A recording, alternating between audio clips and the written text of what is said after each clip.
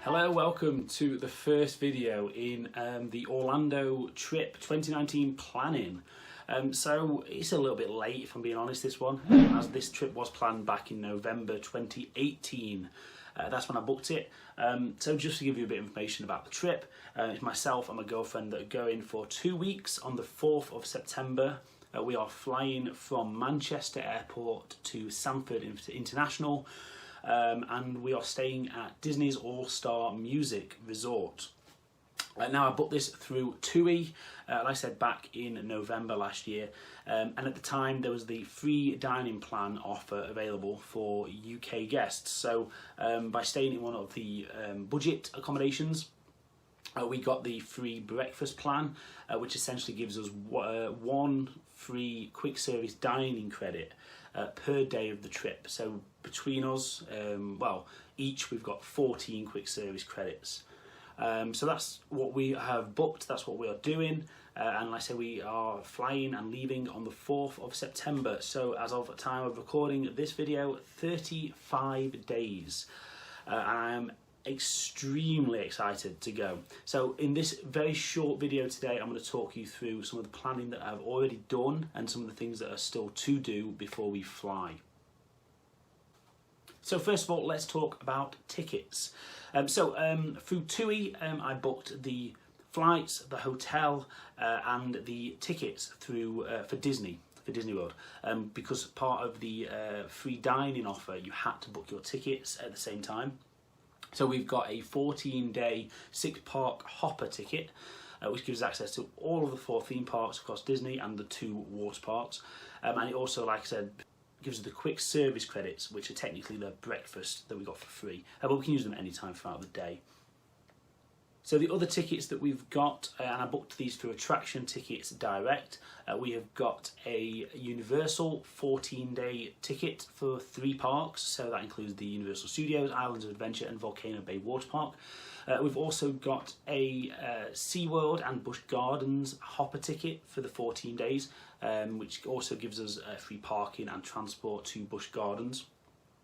And a few other little perks and other tickets that were thrown in a part of that one as well. And separately, I've also booked Discovery Cove tickets, which is the first time I've ever been there, so I'm really excited for that. We aren't doing the dolphin swim, but we are doing pretty much everything else that's included.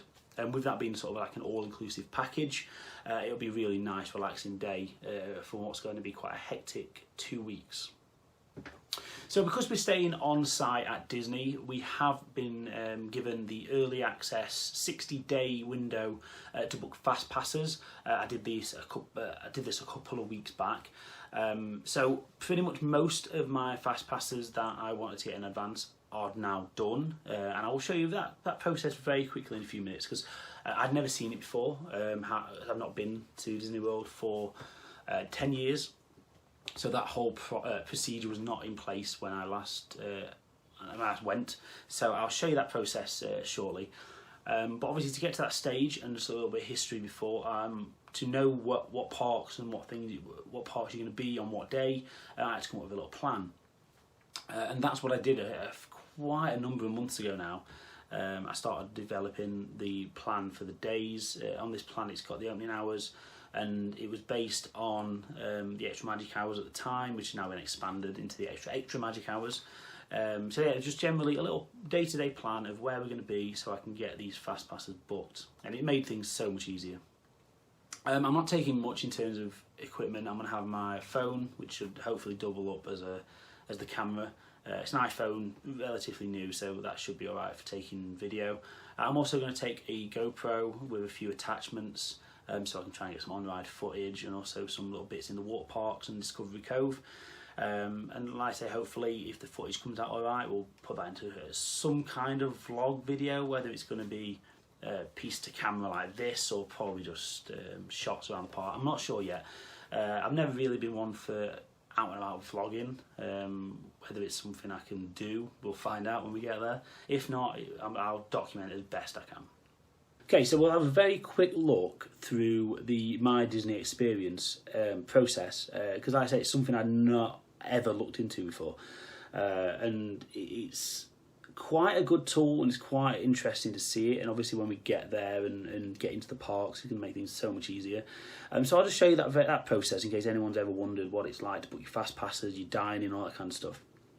So this is what it looks like. This is me logged in now. So you basically add all the people in your family into the system. So in the planning party is myself and my girlfriend Emily. And then it basically, with TUI, and I'm assuming other tour operators, or if you book with Disney directly, obviously it's fine. But you can link it to your reservation by basically just putting in your order number, your reference number from the booking, and it finds it straight away, so it knows exactly when you are coming, where you're staying, all that kind of stuff.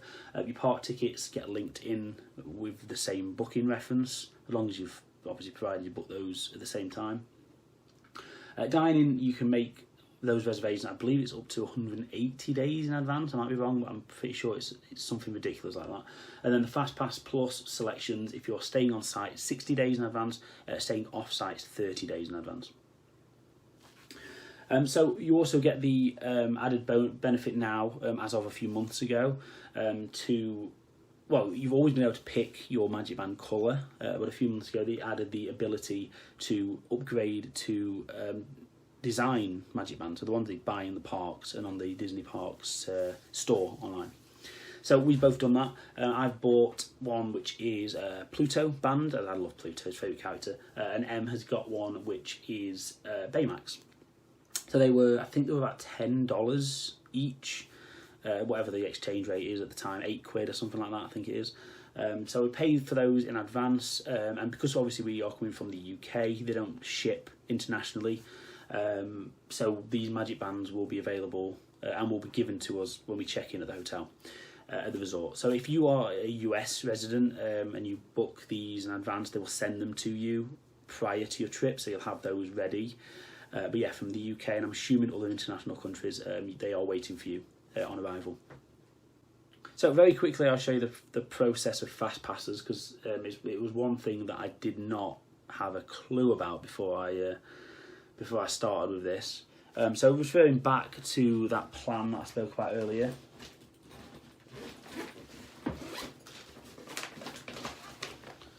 That is obviously the key to this, to know exactly where you're going to be on which days. So what I'll do, I'll show you the process on a day I'm not going to be at Disney, so it's a day we're going to be at Universal, so I can show you how the process works. And it's also a good indication now to see what is left sort of 35 days prior to arrival. So let's say I want to add a new fast pass. You select everybody in your party who you want to go with you with that on that fast pass, so in my case it's everybody. I'm going to choose the 9th of September, as that's the day I'm going to be in Universal Studios. Let's say we want to go to Magic Kingdom Park, and then here comes our fast pass selection. So in Magic Kingdom you basically get 3 fast passes across the whole ride and attraction lineup. It's not tiered in Magic Kingdom, so you can pretty much pick anything. So say you want to go to the Haunted Mansion at 10 o'clock that morning, you go through here, you get an hour obviously slot. I believe you can sort of come just outside of that as well. I think it's about a 10-minute window either side. It tells you who's in the party, and you confirm just there. Now, it's a slightly different process in the other parks, and I'll explain that in a second. So we'll just go back, and we'll do the same again, but this time we'll pick Epcot, for example. Epcot, Hollywood Studios and Animal Kingdom all have a tiered system in their fast passes. So basically what that means is you get one of the following rides. So one between Frozen, Ever After, Illuminations you can get a fast pass for, Soaring Around the World and Test Track are your sort of tier 1 attractions that you get one of those a day. And then you get 2 other choices for the same day from pretty much everything else in the park, so the other shows and a few of the smaller attractions. And the same sort of principle applies to Animal Kingdom. The tier 1s in Animal Kingdom are your Pandora attractions, so your Flights of Passage and your Na'vi River Journey. And in Hollywood Studios, you've got the Toy Story Land attractions and Tower of Terror and Rocky Roller Coaster are your tier 1s. So you do have to plan things out quite a lot. Obviously, if you're planning numerous days in numerous parks, you can sort of spread that across the week, which is the 2 weeks, which is what we've done, to try and make sure we're hitting all the big rides and big attractions. So yeah, that's generally how it works with fast passes. Nice and simple, nice and easy. Once you've made a fast pass reservation, you can update it, you can change the time, you can change the attraction. So that's generally the process of my Disney experience. It's quite simple, it's quite easy to use. The app is a sort of more condensed version of what I've just shown you. You can get that, I know it's available on Android and iPhone. And again, you can use that as your room key. But obviously your Magic Band is the thing that you'll be using for everything really. That's your park tickets, your hotel room key, it's your dining credit solution, and it's also where you redeem your fast passes and dining reservations and things. So yeah, it is very useful, and it's one thing I'm looking forward to, because we didn't have that last time. I believe the thing we had when I last went was a thing called a Dream Ticket, I think it was called.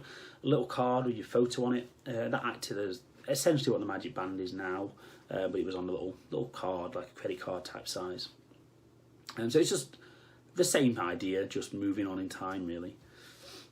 So that's it for the sort of planning stuff. A few other bits and pieces that obviously we've planned down along this journey to get into this point. And there's a few other attractions and things we are going to visit. More hard ticket events that we're going to visit. So we are going to Halloween Horror Nights. We've got one night booked at Horror Nights in September. It's not the opening night. We are there for the opening night, but we're not going for that. We're going a few days later, so hopefully any issues are ironed out. And we're going on a Friday night. Which is typically a sort of mid-crowd level from what I'm seeing online. And then the other hard ticket event that we're going to is Mickey's Not So Scary Halloween Party, which I know is mainly for kids. However, the main reason I wanted to go to it was to see a different fireworks show. And the good thing is this year there's a brand new fireworks. Hallow Wishers used to be the fireworks show for the parties up until, well, last year was the last showing of that, and this year is a brand new fireworks show with a new projection mapping, a new effect, a new storyline. So I'm really looking forward to seeing that. There's enhancements to the Halloween parade, and obviously you can trick and treat around the park, and there's a few rides and attractions that have been given a little bit of a Halloween makeover. I know Pirates of the Caribbean will have some additional actors and storyline elements to it. Space Mountain is going to have a new soundtrack, as well as all the lights are turned off inside the ride, so it makes it even sort of spookier and darker. I believe the Mad Hatter's Teacups, or whatever it's called, I'm not really sure, sorry, has got a new lighting package, a new audio added. So there's a few bits and pieces extra that we do get to see by going to that party. I believe the tickets were about $79, I want to say, for those each. So not too bad, considering you get in, 5-6 hours of extra time, new shows, new fireworks, new parades. So I'm really looking forward to going to that one. And obviously Horror Nights. That's the sort of the more adult one, which we did do last time we went in 2009. A very different event to the style of Halloween we have here in the UK. I'd say ours were a bit more intense in terms of sort of scares. The Universal scare houses tend to just be a lot of jump scares, a lot of kind of paintings and doorways falling down and kind of jumping out at you. It's not as creative as it perhaps could be, but this was 10 years ago, so maybe it's come on since then, I'm not sure. But I'll be very interested to see how it compares to somewhere like Alton Towers in the UK or Thorpe Park. See how it's come on in the last 10 years. It'll be very interesting. So yeah, that's generally about it for this little planning video. Like I said, we've got all the parks pretty much planned out and mapped out. Our fast passes are done. Everything sort of other stuff down the line, like we've had to apply for the ESTA, and that cost, I think it was about $12 per person to apply for that. Basically, your applying for permission to enter the country. So you've got to do that in advance for everybody who's going. Done that, that's all ticked off. All the advanced passenger information, I've all submitted that. So we are pretty much at the stage now where we are just counting down the days until I can get on that plane, get in that humidity, and get ourselves into Walt Disney World. So I'm really excited. I physically cannot wait to go. I'm very, very, very excited. So yeah, this is, like I say, part one of this journey. I'm sure we'll do more videos along the way as we get a bit more sort of closer to the day.